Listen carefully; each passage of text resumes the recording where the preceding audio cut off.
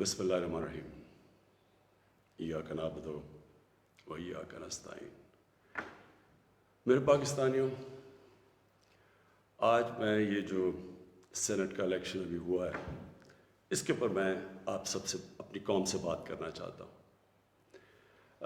یہ سینٹ کا الیکشن اس لیے ضروری، اس کے متعلق اپنی قوم کو بات کرنا اور سمجھانا، کیونکہ اس کے اندر جو ہمارے ملک کے مسئلے مسائل ہیں، وہ جس طرح کا یہ الیکشن ہوا ہے، وہ اگر آپ سمجھ جائیں تو وہ سارے ملک کے مسئلے مسائل ادھر سے آپ کو سمجھ آتی ہے جس طرح کا یہ الیکشن ہوا ہے۔ سب سے پہلے ہم کچھ 6 سال پہلے تحریک انصاف نے سینٹ میں حصہ لیا، جب پختونخوا میں ہماری گورنمنٹ تھی، تو تب مجھے اندازہ ہوا کہ سینٹ کے الیکشن میں تو پیسہ چلتا ہے، اور ابھی سے نہیں، یہ 30-40 سال سے سینٹ کے الیکشن میں پیسہ چلتا ہے۔ جو سینیٹر بنتا ہے، جو بننا چاہتا ہے، وہ پیسہ استعمال کرتا ہے، اور وہ خریدتا کس کو ہے؟ ممبرز آف پارلیمنٹ کو۔ تو مجھے بڑی حیرت ہوئی جب مجھے پتہ چلا، اور تب سے میں نے کیمپین شروع کی کہ یہ کیا مذاق ہو رہا ہے ہماری جمہوریت کے ساتھ، کہ کیسی جمہوریت ہے جس کے اندر ملک کی لیڈرشپ، یہ یاد رکھیں سینٹ کے اندر ملک کی لیڈرشپ آتی ہے، اور جو ممبرز آف پارلیمنٹ ہیں ان میں سے ملک کی لیڈرشپ آتی ہے، ان میں سے وزیر بنتے ہیں، ان میں سے وزیر اعظم بنتے ہیں، ان میں سے وزیر اعلیٰ بنتے ہیں۔ تو مجھے تب سے حیرت ہوئی کہ جب آپ پیسہ خرچ کر رہے ہیں، ایک سینیٹر رشوت دے کے سینیٹر بن رہا ہے، اور دوسری طرف وہ ممبرز آف پارلیمنٹ جو اپنا ضمیر بیچ رہے ہیں، پیسے لے کے ووٹ کر رہے ہیں، یہ کون سی جمہوریت ہے؟ تو تب سے میں نے کیمپین شروع کی، اور میں نے تب سے کہا کہ اس کی اوپن بیلٹ ہونی چاہیے۔ ہمارا جب دوسرا سینٹ کا الیکشن ہوا 2018 میں، ہمیں پتہ چلا ہمارے تقریباً 20 ممبر آف پارلیمنٹ بک گئے تھے، انہوں نے پیسے لے کے اپنی ووٹ بیچی، ہم نے 20 ممبرز کو نکالا۔ لیکن پھر میں نے دیکھا کہ یہ صرف میں نہیں کہہ رہا، یہ دونوں مین پارٹیز، انہوں نے چارٹر آف ڈیموکریسی میں، پیپلز پارٹی اور نون لیگ نے چارٹر آف ڈیموکریسی میں سائن کیا کہ اوپن بیلٹ ہونا چاہیے، کیونکہ سینٹ کے الیکشن میں پیسہ چلتا ہے۔ اور پھر بعد میں ان کی سٹیٹمنٹس آئیں، ان کے پی ایم ایل این کے پارٹی لیڈر نے بھی سٹیٹمنٹ دی، اس کی بھی آئی، ان کے سینئر، ان کے جو آفس بیئرز ہیں ان کی سٹیٹمنٹس آئیں۔ تو جب یہ سینٹ الیکشن کے اوپر یہ آ رہا تھا، ہم نے پارلیمنٹ میں اپنا بل بھی پیش کیا کہ اوپن بیلٹ ہونا چاہیے۔ ہم نے پھر جب دیکھا کہ نہیں ہو رہا، تو باقی پارٹیز جو کہ کہہ بیٹھی تھی کہ اوپن بیلٹ ہونا چاہیے، جب انہوں نے ہماری حمایت نہیں کی تو ہم سپریم کورٹ میں گئے۔ سپریم کورٹ میں پورا کیس ہوا۔ اس کیس کے اندر ججز صاحبان نے بار بار پوچھا کہ پیسہ چلتا ہے، اور اس کے دوران ایک ویڈیو نکلائی جو 2018 میں سینٹ الیکشن میں ایم پیز پیسے لے رہے تھے، وہ ویڈیو بھی نکلائی، یعنی کسی کو کوئی شک نہیں تھا۔ پھر جب یہ عدالت کے اندر، سپریم کورٹ کے اندر جب اس کی بات چیت چل رہی تھی، تو الیکشن کمیشن نے اوپن بیلٹ کے خلاف گئی، اور سپریم کورٹ بار بار کہتا رہا کہ آپ کی ذمہ داری ہے صاف اور شفاف الیکشن کروانے کی۔ اور وہ ساری پارٹیز، پی ٹی ایم کی پارٹی سب اکٹھی ہو گئی، سب نے اکٹھے ہو کے کہا کہ نہیں جی سیکرٹ بیلٹ ہونی چاہیے، جبکہ ماضی میں یہ خود کہتے رہے کہ اوپن بیلٹ ہونی چاہیے۔ اب میں آپ سب سے یہ سوال پوچھتا ہوں کہ آپ کا کیا خیال ہے کہ کیا وجہ تھی کہ یہی پارٹیز پہلے چاہتی تھیں کہ سیکرٹ اوپن بیلٹ ہونی چاہیے، اب کیوں یہ ساروں نے زور لگایا کہ سیکرٹ بیلٹ ہونی چاہیے؟ یہ جمہوریت کے خلاف ہے، یہ آئین کے خلاف ہے۔ تو پہلے یہ آئین کے خلاف نہیں تھی جب انہوں نے چارٹر آف ڈیموکریسی میں سائن کیا تھا، انہوں نے سینٹ کے اندر یہ بل ایک نکالا ہوا تھا، یہ ایک فورم کے اندر انہوں نے تب بھی کہا ہوا تھا کہ اوپن بیلٹ ہونی چاہیے۔ تو میں آج اپنی قوم کے سامنے یہ رکھتا ہوں کہ یہ کیا ہوا، یہ آپ نے سمجھنا ہے۔ ہوا یہ کہ یہ جب سے ہماری حکومت آئی ہے، سب سے ان کو جتنے بھی یہ پرانی پولیٹیکل پارٹیز کے اندر کرپٹ لوگ تھے اور ان کے لیڈرز، ان سب کو خوف ہو گیا کہ کیونکہ یہ عمران خان نے اپنی پوری کرپشن کے اوپر کیمپین کی ہوئی ہے، اب یہ کہیں ہمارے کرپشن کے کیسز کے اوپر آگے نہ بڑھے۔ اور یہ میں آپ کو یاد کرا دوں کہ کرپشن کے کیسز ان کے پرانے ہیں، یہ کرپشن ہم نے نہیں کیسز بنائے، یہ ان کے دور کے کیسز بنے ہوئے ہیں۔ ہمارے دور میں تو صرف کوئی 5% بھی کیسز نہیں ہوں گے، سارے پرانے تھے۔ تو یہ تب سے سب اکٹھے ہو گئے، اور میں نے پہلے دن بھی جب میں گورنمنٹ میں آیا، میں نے پہلے دن کہا اپنے پہلے خطاب میں کہ یہ سب اکٹھے ہو جائیں گے، سب جمہوریت کے نام پہ شور مچائیں گے، A P D M, democratic movement, یہ جمہوریت کے نام پہ سارے ایک ہی ان کا انٹرسٹ ہوگا کہ میرے اوپر اتنا پریشر ڈالو کہ میں ہاتھ کھڑے کر کے کہوں، جس طرح جنرل مشرف نے کیا تھا، ان کو این آر او دے دوں، ان کے کرپشن کے کیسز ختم کر دوں۔ تو اب انہوں نے کیا کیا؟ انہوں نے پہلے کوشش کی بلیک میل کرنے سے پہلے دن سے کہ جی الیکشن خراب ہے، پھر انہوں نے اس کے اوپر کرونا کے اوپر پوری کوشش کی۔ پھر جب فیٹف کا بل آئی، ذرا آپ نے سمجھنا ہے فیٹف کا بل کیا تھا۔ فیٹف کا بل یہ تھا کہ ان کے دور میں ہمیں ایک انٹرنیشنل جو ایک ادارہ ہے فیٹف، اس کے اندر ہمیں گرے لسٹ میں ڈال دیا گیا۔ گرے لسٹ کا مطلب یہ ہے کہ اگر آپ جو وہ فیٹف کہتی ہے اگر وہ آپ نہیں کرتے تو وہ آپ کو بلیک لسٹ میں ڈال دیں گے۔ بلیک لسٹ کا کیا مطلب ہے؟ ملک کے اوپر سینکشنز لگ جائیں گے۔ سینکشنز کا کیا مطلب ہے؟ آپ کو صرف میں آسان زبان میں سمجھا دوں، اس کا مطلب یہ ہے کہ جو وہ سینکشنز لگے گی، ہمارا روپیہ گرنا شروع ہوگا، اور ہمارا روپیہ کتنا گرتا ہے یہ کوئی کہہ نہیں سکتا، لیکن جب روپیہ گرتا ہے آپ سمجھ جائیں کہ اس وقت مہنگائی بڑھ جاتی ہے، کیونکہ ساری چیزیں جب روپیہ گرتا ہے، جو چیز آپ باہر سے منگواتے ہیں مہنگی ہو جاتی ہے، جس کے اندر تیل ہے، بجلی ہے، کیونکہ بجلی بھی تیل کے اوپر آدھی بنتی ہے، پھر ڈالر کے کانٹریکٹس ہیں، پھر دالیں ہیں وہ 70% باہر سے، پھر گھی باہر سے آتا ہے، پھر گندم بھی ہمیں باہر سے منگوانی پڑی۔ تو جو بھی چیز باہر سے آتی ہے، ٹرانسپورٹ، تیل، سب مہنگی ہو جاتی ہے۔ تو اگر فیٹف کی بلیک لسٹ میں آتے ہیں تو یہاں لوگوں کی یا تو غربت پھیلنی ہے۔ تو ہم فیٹف کے لیے جو قانون نکالنا چاہتے تھے، جو فیٹف نے ہمیں کہا قانون نکالنا تھا فیٹف کا، ان سب نے مل کے ایک ہمارے پاس ایک این آر او کا ایک دے دیا جی کہ جی یہ نیب کے یہ چینجز کریں، مطلب کہ نیب کو ختم کر دیں، تب ہم فیٹف کا بل سائن کریں گے۔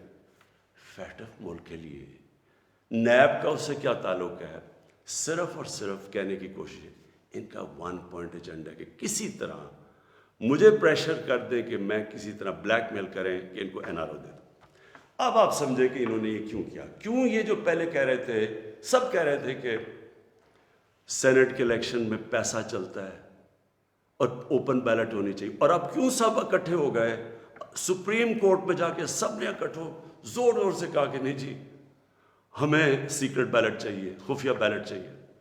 اس کی وجہ یہ تھی، انہوں نے یہ پلان کیا کہ یہ جو ہمارا الیکشن تھا حفیظ شیخ کا اور یوسف رضا گیلانی کا، اس میں انہوں نے پورا پیسہ چلانا تھا، پوری کوشش کرنی تھی کہ ہمارے ممبرز توڑیں، ان کو پیسے دے کے اپنے ساتھ ملائیں، اور کسی طرح وہ الیکشن جب وہ حفیظ شیخ نے ہارنا تھا تو اس سے کیا سامنے آنا تھا کہ جی عمران خان کی پارلیمنٹ کے اندر میجورٹی ختم ہوگی، اور میجورٹی ختم حالانکہ ووٹ آف نو کانفیڈنس تو نہیں ہے، لیکن جب یہ ایک دفعہ آ جائے کہ جی عمران خان کے ممبر ادھر جا سکتے ہیں اور ان کے ممبر زیادہ ہو گئے ہیں، یعنی ہمارے ممبرز ان کے ساتھ چلے گئے، اس کا مطلب کہ اگلا سٹیپ یہ ووٹ آف نو کانفیڈنس لے آئیں۔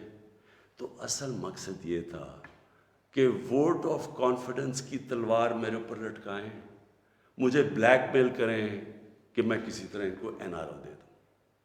اب میں بتاتا ہوں کہ آگے میں نے کیا قدم لیے، لیکن میں صرف تھوڑا سا اپنی قوم کو، کیونکہ میں یہ ضروری ہے، آپ میں سے کئی نوجوان، ہماری نوجوان آبادی، ان کو پتہ نہیں ہے کہ میری یہ اب 25 سال ہو گئے ہیں، یہ اسٹرگل ہے کیا، یہ کیوں تھی۔ دیکھیں، عمران خان وہ واحد پولیٹیشن ہے جس کے پاس سب کچھ تھا پولیٹکس میں آنے سے پہلے۔ میں وہ آدمی ہوں جس کو شاید ملک میں سب سے زیادہ شہرت تھی، جتنا پیسے تھے میری زندگی کے لیے بہت تھے، مجھے کسی چیز کی ضرورت نہیں تھی جب میں پولیٹکس میں آیا۔ میں آیا کیوں پولیٹکس میں؟ ہم وہ ہیں جنریشن جو پہلی، میرے والد، میری والدہ ایک غلام ہندوستان میں پیدا ہوئے تھے۔ میں پہلا پاکستانی جنریشن تھا جو آزاد ملک میں پیدا ہوا تھا، اور ہمیں اپنے ملک پہ بڑا فخر تھا۔ جیسے ہمارا ملک اٹھتا جا رہا تھا، آج سے 50 سال پہلے، 55 سال پہلے پاکستان کی مثال دی جاتی تھی دنیا میں، ہمیں فخر ہوتا تھا۔ پاکستان کا دنیا کے اندر ایک رتبہ تھا۔ ہمارا جب یہاں سے پریزیڈنٹ باہر گیا تو اس کو ایئرپورٹ پہ امریکن پریزیڈنٹ ملنے آیا۔ یہ اور بھی چھوڑے، یعنی ہماری ہر طرح ایک ملک میں ایک ہوپ تھا، اوپر جا رہے تھے ہم۔ تو آہستہ آہستہ میں نے اپنا ملک نیچے آتے دیکھا، اور جو 1985 کے بعد اس ملک میں تباہی مچی، جب سے کرپشن یہ آسمانوں پہ گئی، نان پارٹی بیس الیکشن ہوا تھا، آپ کو موقع ملے تو وہ ضرور پڑھے، کیونکہ وہ ایک ایسا جسے ٹرننگ پوائنٹ کہتے ہیں، جس کے بعد ہماری تقدیر بدلی، جس کے بعد کرپشن بڑھنی شروع ہوئی پاکستان میں، جس وقت پولیٹکس کے اندر پیسہ چلنا شروع ہوا۔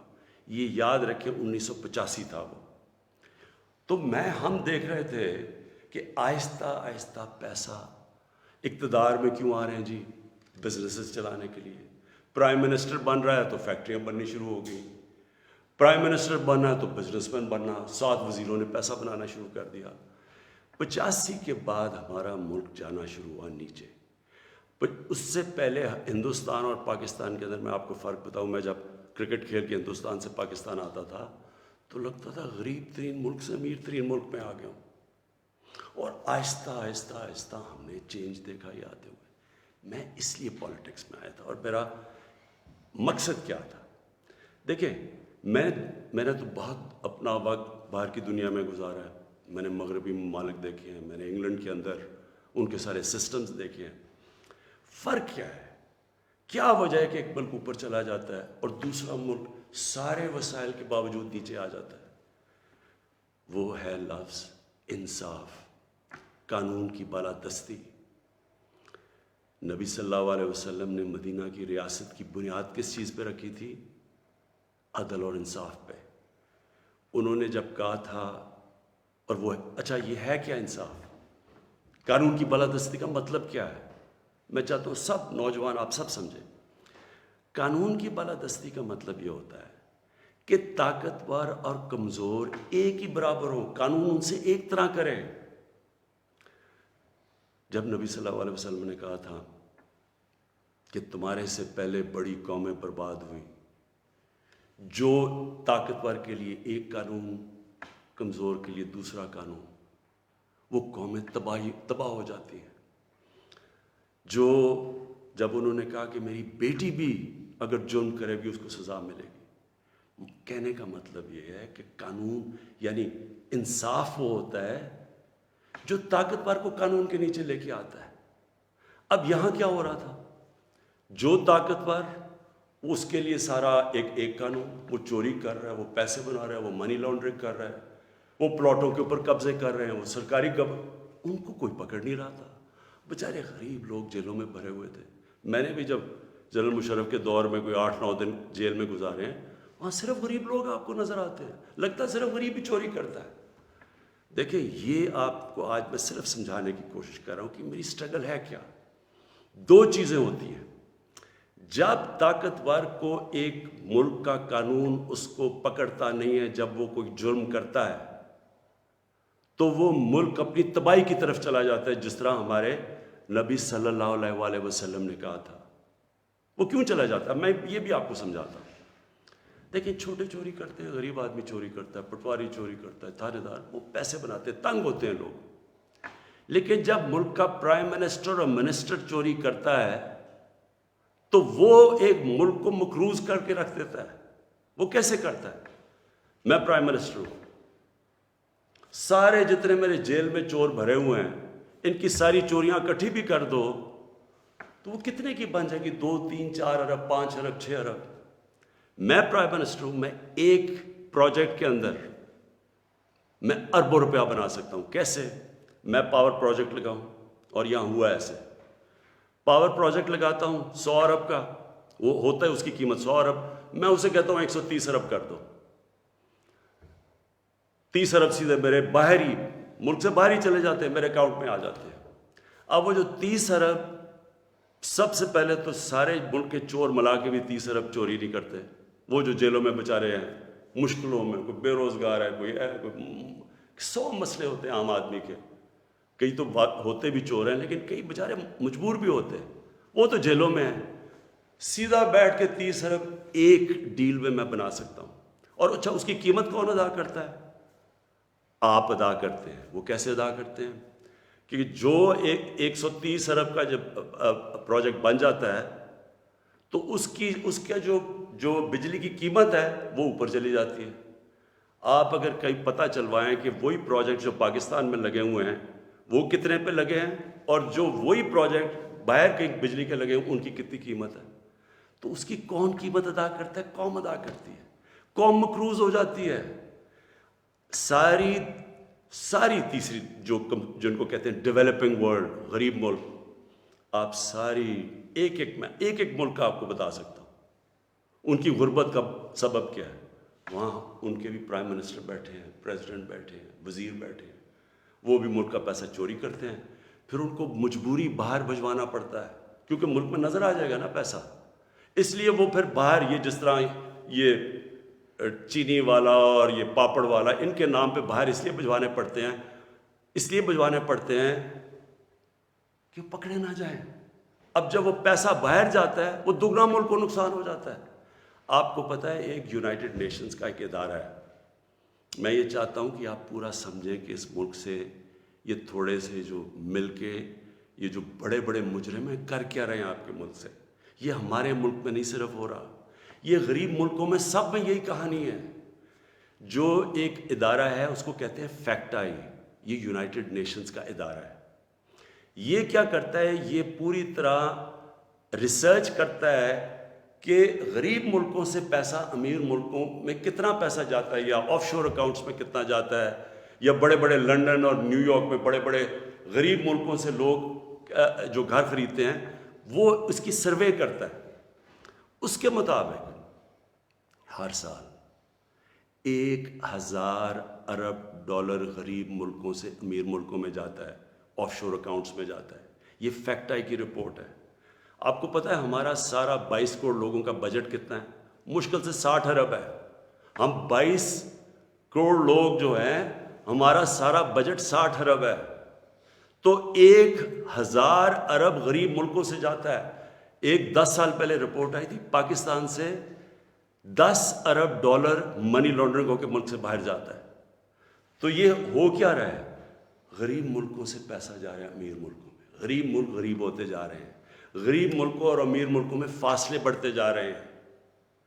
غریب ملک جو پیسہ ان کا ادھر خرچ ہو تاکہ روزگار ملے تو اسکولوں پہ چلے، یا وہاں وہ اس ملک کے اندر اکنامک گروتھ ہو، وہ پیسہ ملک سے باہر چلا جاتا ہے. تو جو پرائم منسٹر اور وزیر جب کرپشن کرتے ہیں وہ ملک کو مقروض کر دیتے ہیں، قرضے چڑھ جاتے ہیں. وہ قرضے اتارنے کے لیے ٹیکس لگانے پڑتے ہیں. ٹیکس سے مہنگائی ہوتی ہے، مہنگائی سے غربت ہوتی ہے. دوسرا، جب وہ ڈالر باہر بھیجتے ہیں روپے پہ پریشر پڑتا ہے. جب روپیہ گرتا ہے باہر سے ساری چیزیں پھر مہنگی ہو جاتی ہیں. تو یہ جو میری سٹرگل ہے اس کا مقصد کیا تھا؟ کیونکہ میں نے تو دنیا میں دیکھا ہوا تھا، جو امیر ملک سوئٹزرلینڈ جو میں نے دیکھے ہیں ان ساروں کے اندر قانون کی بالادستی کا مطلب طاقتور قانون کے نیچے ہے. ہمارے ملک میں آپ نے تماشا دیکھا، جنرل مشرف اتنی طاقت اس کے پاس، فوج اس کے نیچے، عدلیہ اس کے نیچے، اپوزیشن وہ نہیں. اس نے پریشر میں آ کے ان دونوں پارٹیز کو این آر او دے دیا. وہ این آر او کی وجہ سے آج جب ہماری حکومت آئی ہے جتنا ہم ٹیکس کا پیسہ اکٹھا کرتے ہیں آدھا چلا جاتا ہے ان کے لیے ہوئے قرضوں کی قسطوں پہ. ہم نے تو اپنا بجٹ بیلنس کر دیا, ہم نے تو خرچے اور آمدنی کو بیلنس کر دیا, لیکن جو قرضوں کی قسطیں دینی پڑتی ہے وہ ہمارے اوپر بوجھ بڑھا ہوا. یہ ساری غریب ملکوں کی یہی سٹوری ہے. میں یہ آپ کو اس لیے بتا رہا ہوں آپ کو پتہ چلے کہ اس ملک, ہم ایک غریب ملک نہیں ہیں, اللہ نے اس کو سب کچھ دیا ہوا ہے, لیکن کوئی دنیا کا ملک آگے نہیں بڑھ سکتا جس کے اوپر بیٹھے ہوئے طاقتور اس ملک کا پیسہ نکال رہے ہوں باہر. کوئی ملک نہیں چل سکتا. اب واپس آ جائیں سینٹ پہ. یہ کیوں سینٹ کا الیکشن امپورٹنٹ تھا, انہوں نے کیوں اتنا زیادہ زور لگایا پتہ ہوتے ہوئے کہ پیسہ چلنا ہے سیکرٹ بیلٹ میں؟ یہ کیوں سب اکٹھے ہو کے انہوں نے کوشش, یہ پورا یہ جو ڈرامہ کیا ہے. اگر اوپن بیلٹ ہو جاتی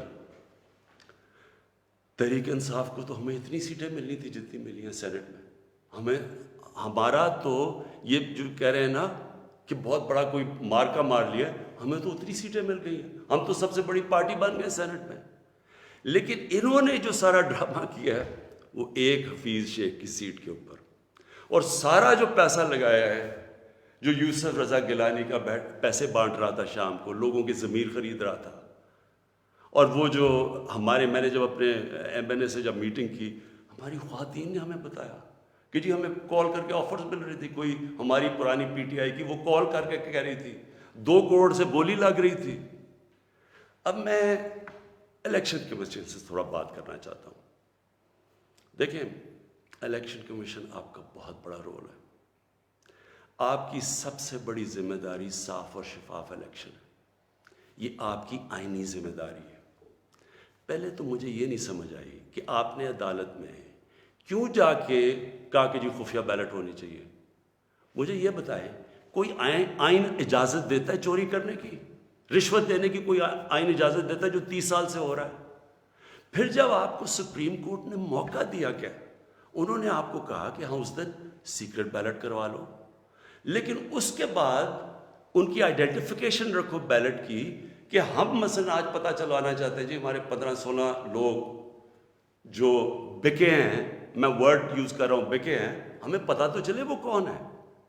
آپ نے ان مجرموں کو بھی بچا لیا یہ سیکرٹ بیلٹ کروا کے. آپ نے ہماری جمہوریت کو نقصان پہنچایا ہے. مجھے بتائیے کون سی جمہوریت ہے جدھر پیسے دے کے کوئی سینٹ بنتا ہے؟ یہ جمہوریت ہے؟ جمہوریت کا تو مطلب ہوتا ہے الیکشن سے لوگ اوپر آتے ہیں. یہ پیسے دے کے اوپر آنے کا یہ جمہوریت ہے؟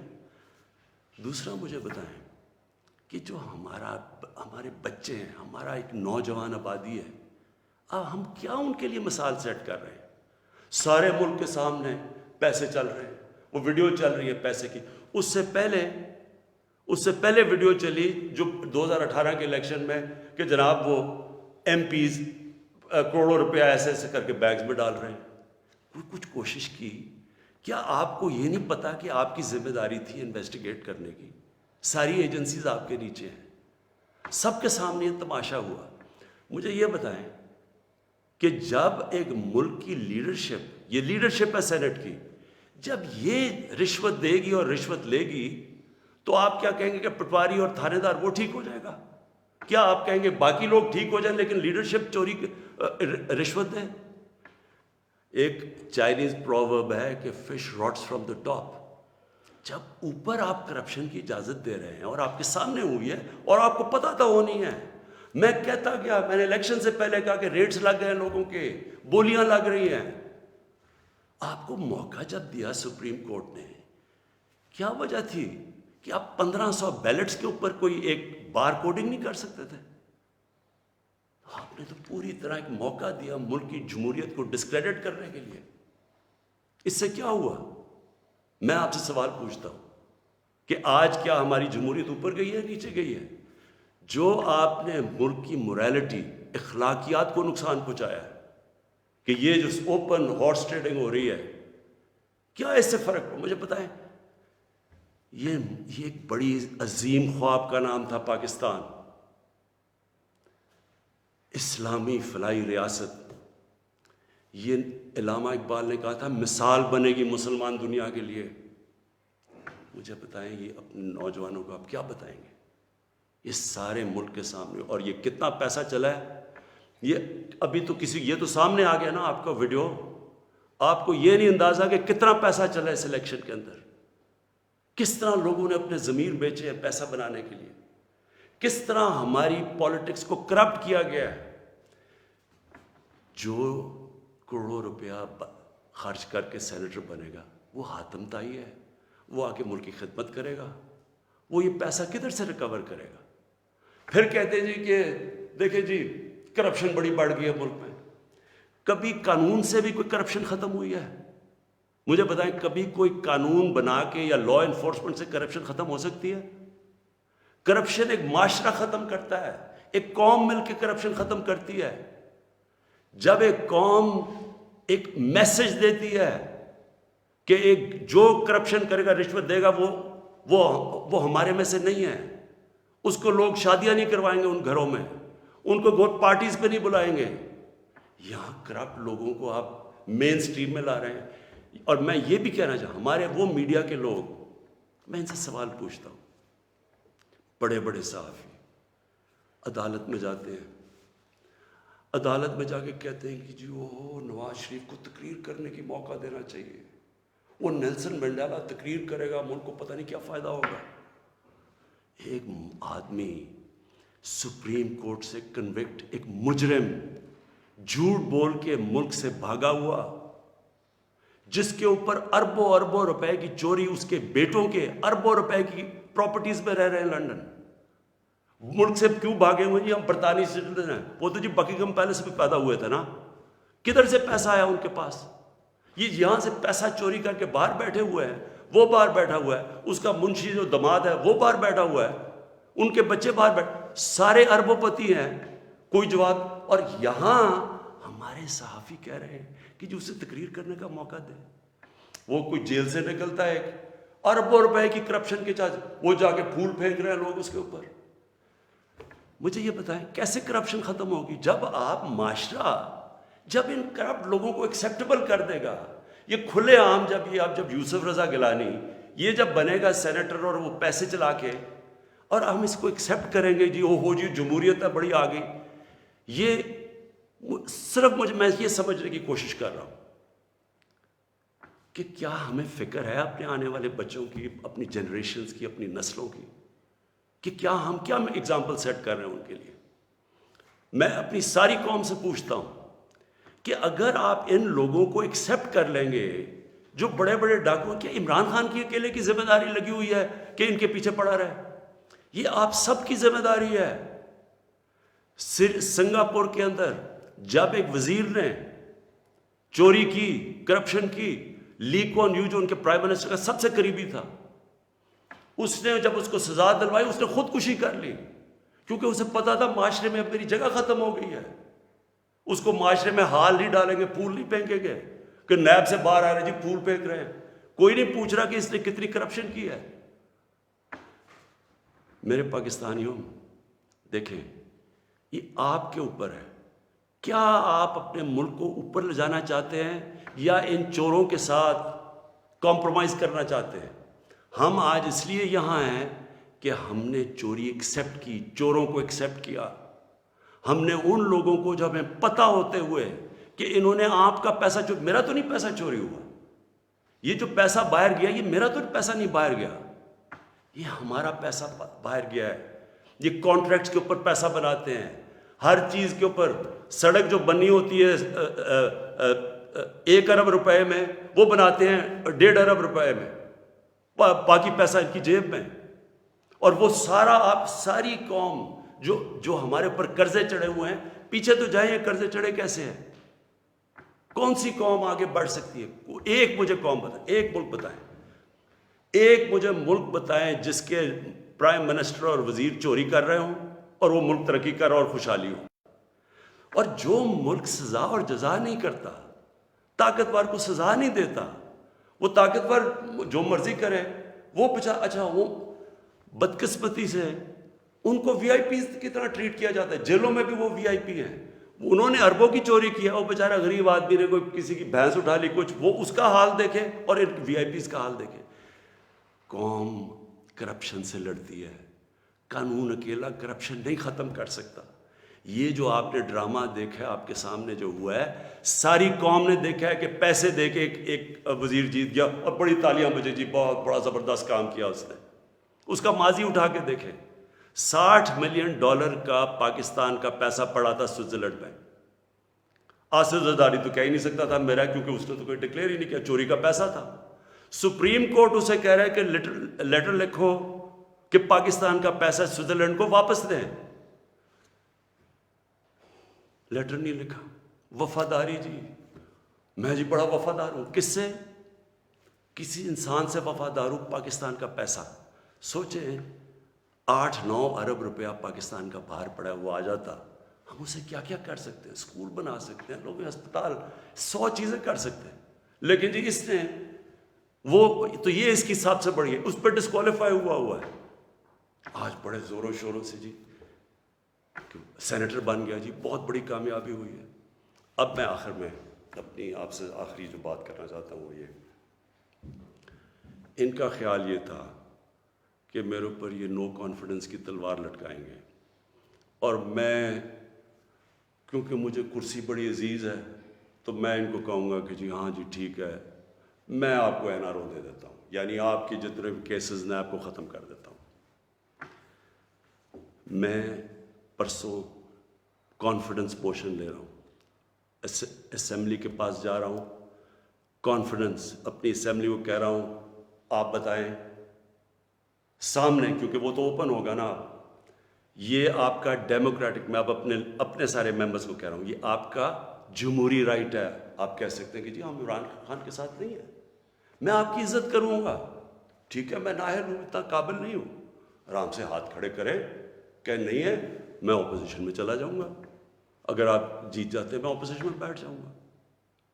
لیکن خفیہ طور پہ ہاں جی ہم آپ کے لیے ووٹ کریں گے, پیسے لے کے کسی اور کو ووٹ کریں. آپ اپنی آخرت تباہ کرتے ہیں. خوف خدا ہونا چاہیے آپ کو, اوپر والا تو سب کچھ دیکھ رہا ہے, ہمیشہ فکر کیا کرے اپنی آخرت کی. تو میں کانفیڈنس لوں گا جا کے اپنی اسمبلی سے, اور میں آپ کو یہ بتا دوں, یہ اب میں ذرا مخاطب ہوں, یہ جو سارے PDM کے جتنے یہ بڑے بڑے جو ان کے جو یہ جو بڑے بڑے کیا ہیں, یہ جو بھی ہیں, آپ سب کو میرا یہ پیغام ہے, دیکھیں مجھے اگر پاور بری جاتی ہے مجھے کیا فرق پڑتا ہے. میں نے کوئی فیکٹریاں بنائی ہیں آ کے, میں نے کوئی اپنے رشتہ داروں کو کہیں بڑے بڑے عہدے دیے ہیں, میں تو کوئی باہر جا کے یہاں پیسے نکال کے تو بڑے بڑے کوئی مے فیئر میں نے کوئی بڑے بڑے گھر لے لیے ہیں. میں تو اپنے گھر میں رہتا ہوں, سوائے حکومت کا میرے اوپر پیسہ ایک ٹریول پہ اور ایک سیکیورٹی پہ, اس کے علاوہ سارے خرچے میں اپنے برداشت کرتا ہوں. سارے میرے ٹریول دیکھے, جب میں باہر گیا ہوں 10 گنا کم پیسہ خرچ کیا میں نے ٹریول میں, کیونکہ مجھے یہ نہیں کہ میں آپ کو کہہ رہا ہوں, مجھے خوف خدا ہے, میرے ملک میں بھوک ہے, مشکل وقت سے ملک گزر رہا ہے, میں اپنے ملک کا پیسہ بچاتا ہوں. میری زندگی میں کوئی فرق نہیں پڑے گا اگر میں اقتدار میں نہ ہوں, کوئی میری زندگی میں نہیں فرق پڑے گا. لیکن آپ سب کے لیے میرا پیغام ہے, میں چاہے اپوزیشن میں بیٹھوں چاہے اسمبلی سے بھی باہر ہو جاؤں, میں نے آپ میں سے کسی کو نہیں چھوڑنا جب تک آپ اس ملک کا پیسہ واپس نہیں کریں گے. میں اگر باہر بھی ہو جاؤں, میں اس قوم کے لوگوں کو نکالوں گا.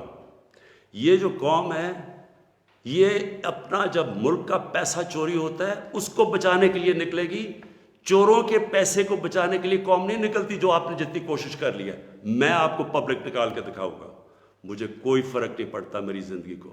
ملک کے لیے جب تک میں زندہ ہوں, میں اس ملک میں قانون کی بالادستی کے لیے اپنے ملک کے اندر یہ لوگ جو کہ میں ان کو ملک غدار کہتا ہوں, جو چوری کر کے پیسہ باہر لے کے جاتے ہیں, میں ان کا مقابلہ کرتا رہوں گا.